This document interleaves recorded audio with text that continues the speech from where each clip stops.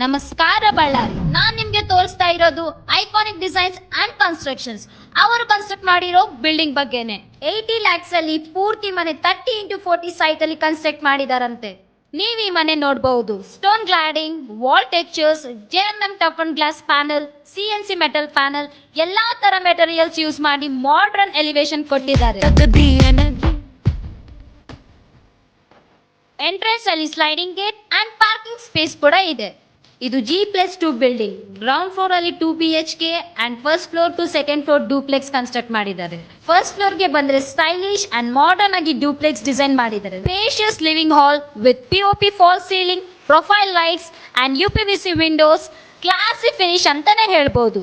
Bedrooms ಅಂತೂ ತುಂಬಾ comfortable ಅನ್ಸುತ್ತೆ with sliding wardrobes, dressing units and attached bathrooms.